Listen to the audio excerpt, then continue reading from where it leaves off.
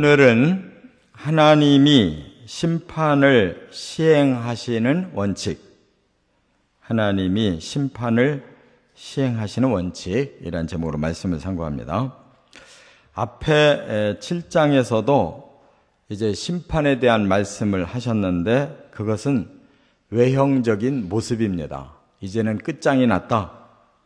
그리고 행위대로 다 보응하고 그리고 모든 걸 다 파괴할 거다. 이렇게 외형적인 심판의 모습을 보여주셨다면 오늘은 심판의 그 모든 그 원칙을 밝히고 계셔요. 심판은 어떻게 시행될 것이냐.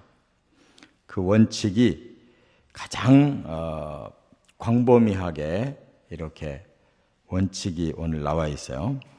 이것을 바로 에스겔에게 이제 계시로 보여주신 것입니다. 그래서 오늘은 5가지 심판의 그 시행 원칙을 살펴봅니다. 첫째, 1절부터 3절 상반절까지는 심판의 시행자, 누가 시행할 거냐 하는 걸 밝혔는데 심판을 관할하는 자들이 있어요. 그리고 지금 그 예루살렘을 기준으로 말씀하고 있는데 이 성읍을 관할하는 자가 있다. 그러면 그 성읍을 누가 관할하겠어요? 위에 하늘에서 바로 심판자들이 내려온다. 그런 뜻입니다. 천사들을 동원한다는 뜻이고 여기에 직접 앞장서서 심판을 시행하는 자 6사람이 있다. 이렇게 말씀을 했어요. 그런데 그들 중에 한 사람이 가는 베옷을 입고 이 서기관의 먹그릇을 찼다 그랬어요. 먹그릇이라는 게 뭐예요? 서기관은 이 하나님 말씀을 기록하는 사람들입니다. 그렇기 때문에 먹을 가지고 이제 말씀하시는 대로 기록하고 말씀하시는 대로 체크하면 그대로 다 시행되는 거예요. 죽일 자, 살릴 자 다 그 쓰는 대로 말하자면 소위 살생부라고 하는 것이 누굴 죽이고 누굴 살릴 거냐 명단을 말하는 거예요. 그것을 관장하는 한 사람이 베옷을 입고 가는 베옷을 입었다. 그러니까 그 6명의 심판 시행자들 중에서도 이제 가장 중요한 역할을 한 사람이 맡았다. 하나님이 명령하는 대로 그냥 그대로 시행하는 그 책임자다 그 말이에요. 그래서 해석상으로 이제 미가엘 천사장으로 볼 수가 있어요. 천사들 중에 그 책임자가 3종류가 있어요. 그래서 하나님을 호위하는 그룹, 그 중에 천사자가 루시퍼였어요. 그 다음에 하나님의 메신저, 메시지만 전하는 천사장이 가브리엘이에요. 그래서 신약 성경에 보면 뭐 스가랴니, 마리아니, 요셉이니 전부 가브리엘이 와서 말씀을 전했잖아요. 그러나 이제 심판을 시행하는 그러니까 천사 군대를 주의하는 책임자가 미가엘. 그래서 많은 학자들은 미가엘로 보고 있는데 좀 더 영적으로 깊이 들어가면 여기에 그리스도가 임하시는 것을 볼 수가 있어요.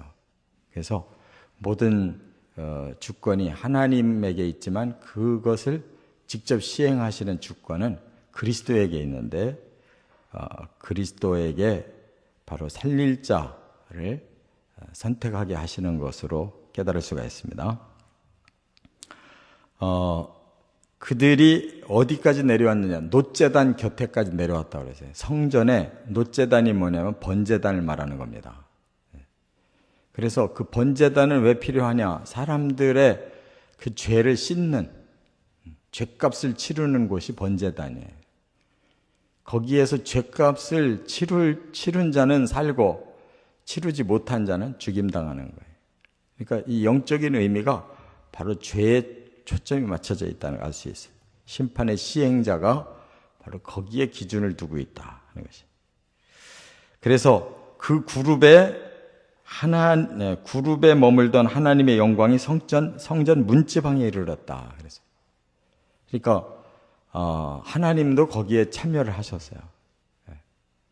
그룹 가운데 계시던 하나님이 성전 문지방 앞에 이르렀다. 하나님의 영광이 성전 문지방 앞에 이르렀다. 그랬으니까 이제 하나님이 성전에 오셔서 성전부터 심판하시겠다. 그 말이죠. 그런데 두 번째 3절 하반절과 4절 그리고 6절 중반절에 보면 심판의 열애자를 밝히셨어요. 열애자를 밝혔는데 그 누구냐? 하나님이 서기관의 먹그릇을 찬 사람에게 명령하셨어요. 이 예루살렘 성읍을 순행해라. 한 바퀴 돌아라. 그리고 그 중에 이 지금까지 모든 가증한 일을 저지른 이 성의 사람들을 생각해서 슬피 탄식하면서 우는 자들, 그 사람들은 이마에다가 표를 해라 그랬어요. 그러니까 그들은 자신의 죄만이 아니라 이 선민의 죄까지도 하나님 앞에 회개하고 있는 자들이에요. 자기들이 어떻게 할 수는 없고 아무리 말려도 소용이 없고 이 가증한 죄 때문에 이 선민과 이 땅은 멸망을 당합니다 라고 슬피 우는 회개자들, 중보자들, 그들의 이마에 인쳐라, 표시해라 그 말이에요. 그리고 이제 6절 중반절로 넘어가 보니까 그들만은 가까이 하면 안 된다. 그러니까 심판 시행자들이 그들은 죽이면 안 된다. 다 살려라 그랬어요. 이것이 이제 출애굽기에 보면 어린 양의 피를 문 인방과 설주에 문 설주와 인방에 바르라고 그랬잖아요. 그게 바로 이 표예요. 표가 있는 자는 죽음이 넘어간 거예요. 계시록 7장에 보면 이마에 인친 자들이 있어요. 그들이 14만 4천이라는 거예요. 14만 4천. 그러니까 그 공동체는 타락했지만 그 속에서 하나님을 개별적으로 경외하고 죄를 회개하고 그 공동체를 살려보려고 애쓰는 중보자들, 그들이 살아난다는 거예요. 한 지파에서 12,000명씩 14만 4천 명. 이렇게 반드시 심판의 열애자가 있다는 거예요. 성경은 계시록을 이렇게 구약을 모르면 못 푸는 겁니다. 그게 뭔 뜻인지를 알 수가 없어요.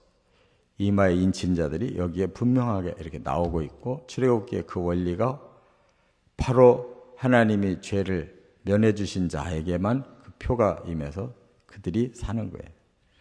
세 번째 5절과 6절 상반절에 보면 심판의 대상자를 말씀했는데 여기에는 열애가 없어요. 이제 늙은 자, 젊은 자, 처녀, 어린이, 여자 다 죽여라 그랬어요. 그러니까 하나님은 이 앞에서만큼은 긍휼이 없어요. 불쌍히 여기지 말고 긍휼히 여기지 말고 모든 자를 남녀노소를 다 쳐라 그랬어요. 그러니까 하나님 앞에 심판의 열애자는 죄를 씻은 자 이외에는 모든 자가 다 대상자다 하는 거예요. 네 번째 7절에 보면 심판의 순서를 밝히셨어요. 심판은 성소에서부터 시작하라 그랬어요. 성소, 하나님의 성전, 하나님께 예배드리는 그곳에서부터 시작한다. 그럼 그곳에 누가 있겠어요? 제사장들이 있는 거고 제사드리러 온 사람들이 있는 거고 거기에서 봉사하고 헌신자들이 있는 거예요. 거기서부터 죄를 묻겠다는 거예요. 그러니까 하나님은 믿는 자들부터 심판하는 겁니다. 왜냐하면 그들이 바로 하나님 앞에 죄를 씻었던 자들인데 다시 죄에 오염됐기 때문에 그들에게 먼저 심판을 행하시는 거예요. 그래서 성전 앞에 있는 늙은 자들로부터 시작해라 그랬어요. 왜 그럴까요? 늙은 자가 뭐가 죄가 있나요? 그 성전에서 오랫동안 머물렀는데 회개하지 않은 거예요. 제일 기회를 많이 얻었는데 그 기회를 놓친 자예요. 그러니까 하나님 앞에 헌신한 자들로부터 심판이 떨어지는 거예요. 평생 하나님 앞에 섬겼다고 했는데 하나님 눈으로 보니까 죄가 가득한 거예요. 평생 헌신했다고 했는데 가만히 보니까 외식한 거예요. 엉터리들. 제일 많이 사람 앞에는 인정받고 존경받았는데 그들의 중심을 보니까 가장 오랫동안 죄악에 머물러 있는 자들. 그들부터 치는 거예요. 그래서 성전을 더럽혀 시체로 모든 때를 채우라 그랬어요. 하나님이 성전을 더럽히기로 작정하셨어요. 성전 내버린 거예요. 나는 더 이상 여기 머물지 않는다. 너희들 시체들이나 여기다 가득 싸놔라. 하나님 교회를 버리신 거예요. 끝으로 6번째, 심판의 기준 8절부터 11절. 이거는 어디서나 나오는 말씀이에요. 심판의 기준은 죄다. 죄를 가지고 묻겠다. 그랬어요. 에스겔이 엎드려서 중보합니다. 하나님 이러다가 남은 자 한 명도 없이 다 죽이실 참입니까? 그때 하나님이 열애 없다. 죄의 경중을 가지고 따진다. 이렇게 말씀했어요. 그래서 선민의 죄악이 심히 중하기에 이 땅에 피가 가득하고 성읍에 불법이 가득해서 여호와께서 이 땅을 버리셨다. 보지 않으셨다. 그랬어요. 하나님이 등을 돌리셨다는 거예요. 그래서 그들의 행위대로 그들의 머리에 갚겠다. 그러셨어요. 그러자 먹그릇 찬 서기관의 먹그릇 찬 사람이 복명을 하고 준행했다. 복명이라는 말은 그대로 하겠습니다. 명령대로 하겠습니다. 하고 준행했다. 그대로 시행했다는 거예요. 이게 심판의 시행 절차입니다.